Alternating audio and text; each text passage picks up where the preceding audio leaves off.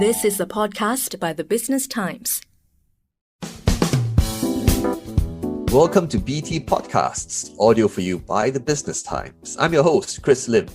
Now, for many of us in Singapore, real estate is not just an investment, but a place to live. And lifestyle and well-being plays a part in how much you get from the property you've invested in, especially if you've decided to live in Singapore's Central Business District, or CBD. We're going to tell you how to factor lifestyle and well-being into your CBD property purchasing research in this episode, which is brought to you by M+S. Our guest is Nicholas Mak, Head of Research and Consultancy at ERA Realty Network. Welcome to the show, Nicholas. Thank you, Chris. It's a pleasure to be on your show. When we talk about lifestyle and well-being as part of property purchases, some obvious factors spring to mind, such as swimming pool, or you may want to be a secluded part of the country, or you may want to be in the happening part of the country where all the buzz is happening. So you don't necessarily have to live in a quiet corner of an island to enjoy the lifestyle you want. Take the Central Business District, for example. Is it unusual to have residential properties within the CBD if that's what you're looking for from your lifestyle? Well, before 2005, it was really unusual to find condominiums within the financial districts in Singapore. I think there was only one such development. But in the last 15 years, there's been a few more new developments constructed in the CBD. And today, if we were to look at the new CBD, which is actually an expansion of Raffles Place, and that expansion is going southwards into the Marina Bay area. In the Marina Bay area, there's only a small handful of residential developments there. Most of the buildings there are for office use. And among the new developments there, one of them is Marina One Residences. Now, if you want to choose residential developments within the CBD, you also want to make sure it is a home and a sanctuary. So you don't really have to live far, far away from the CBD to enjoy the tranquility if your residential development can provide all your necessary needs, the facilities, and also provide the security and is a sanctuary for you after work. Well, I think you have just hit the right spot. Okay, but what are the key pros and cons of living within the CBD? Some of the advantages of living within the CBD is that for those who work in the CBD, it saves them commuting time, especially in the time of COVID. You also wouldn't want to get on the train with too many people during peak hours. So if you work within the CBD, you might even be able to walk to your home if your home is within walking distance from your place of work. The other things is that it is near to many shops and dining options, some within just a 10 minutes drive from where you are, especially if you were to live in the Marina South area. Thirdly is that most of the locations within the CBD are near to MRT stations. So accessibility to public transportations to go to other parts of Singapore is also a big plus, because there are times when you might not want to drive in and out of the ERP areas. Of course, there's a bit of downside, which is one of them is the ERP charges. If you have to often drive in and out of the CBD and you live in the CBD, that can be a bit expensive, but that can be overcome by the MRT. The other thing is that if you don't drive, then choose residential development near MRT station. And one example is Marina One Residences. The third disadvantage is that, the financial districts can be very quiet during weekends and public holidays, as many people don't really live in the CBD. So some may even call it's a bit like a ghost town on some very quiet weekends. But for some people, they may actually enjoy that quiet environment. It can be a change of pace. Interesting points. You mentioned transportation and, of course, ERP costs.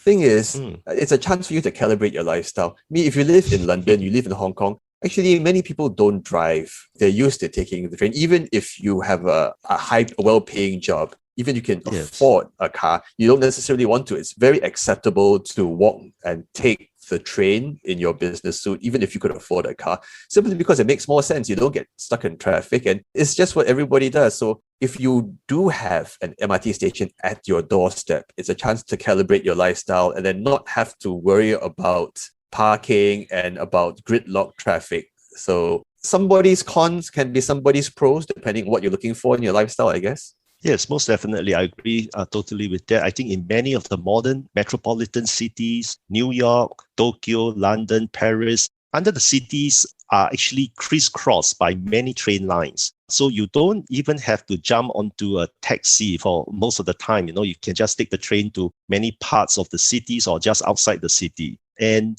well, parking space is also a huge premium. It's probably one of the most expensive real estate as well in many of these cities.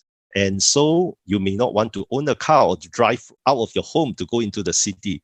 Personally, for me, I don't really enjoy driving into the city. I'll try to take the train if I really have to go there. So yes, if you were to live in the city, live in the CBD, and you have, as a resident, you get priority to the parking within your development, well, that is really a blessing. If you like BT Podcasts so far, please subscribe to us on Apple Podcasts, Google Podcasts, or Spotify, and like us and give us a rating. And now back to our conversation with Nicholas Mak, Head of Research and Consultancy at ERA Realty Network, about how to factor lifestyle and well-being into your Singapore CBD property purchasing research. This episode is brought to you by M+S. Now, before the break, Nicholas was telling us some of the pros and cons of living within the CBD. And of course, depending on what you're looking for in life, some of the cons may not necessarily be a con for you. For example, high ERP charges, high parking charges. If you're looking at actually exercising more or simply wanting the opportunity to avoid traffic and just hop on the train more easily, the fact that Marina Bay MRT, for example, is at the doorstep of developments such as Marina One residences would actually be a plus for some people.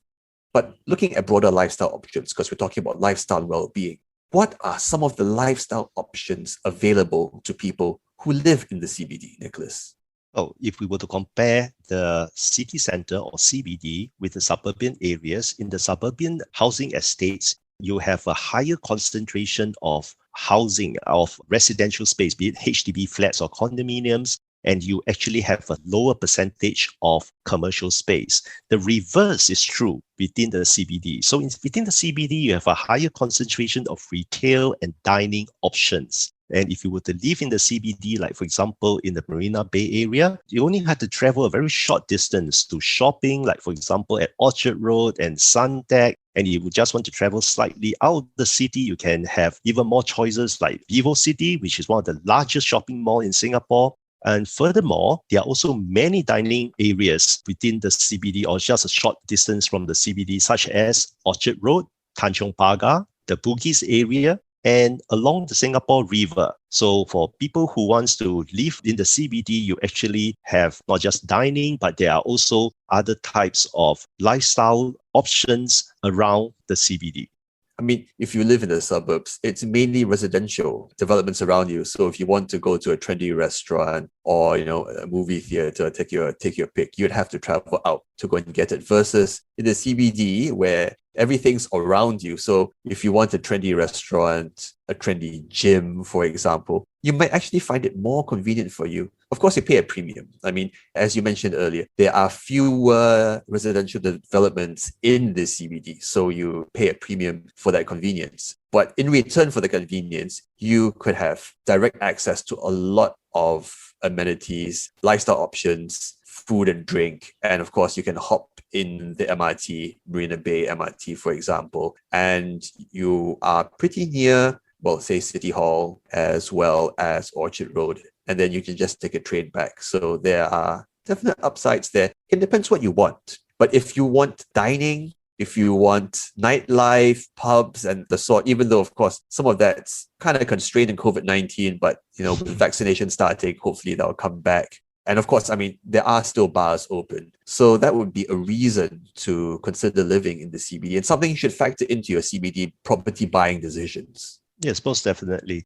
And I think that if we are just looking at the CBD, especially the financial districts, if you want an area that actually is not so congested, not so built up, and still have some space for you to exercise and so on, I think the Marina Bay area is one such area.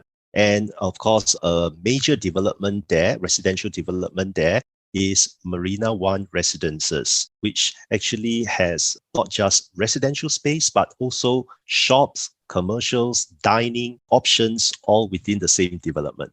Actually, since you mentioned Marina One residences, I believe there's a green hut, sort of a greened up area with trees and water and all that in the middle of the development. So even amidst all the built up, I guess, the CBD is all built up, you would still have some green area within the development itself. So depending on which development you choose, there are actually green options, even if you're bang smack in the middle of the CBD. Isn't that right? Yes, most definitely. And some of this green area actually can help you to refresh, rejuvenate yourself, to go there just for 10, 15, 20 minutes just to get away from that concrete jungle.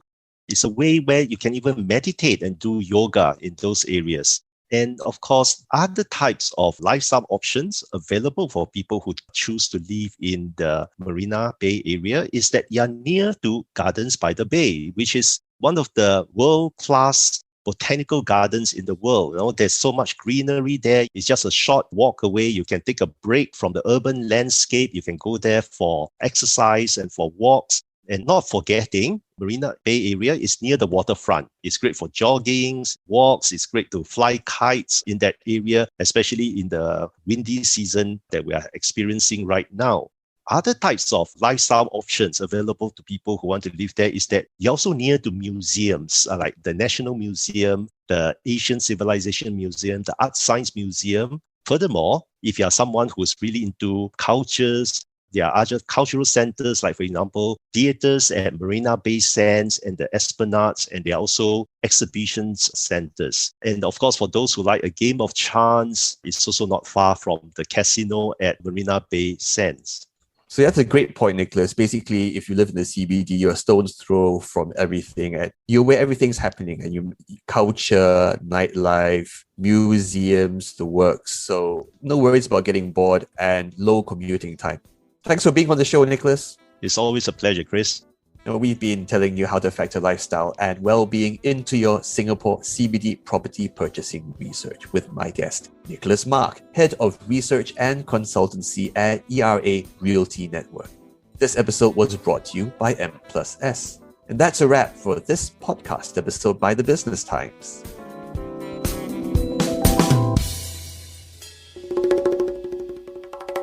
That was an SPH podcast by The Business Times. Find us on Spotify, Apple or Google Podcasts, or streaming on Google Home.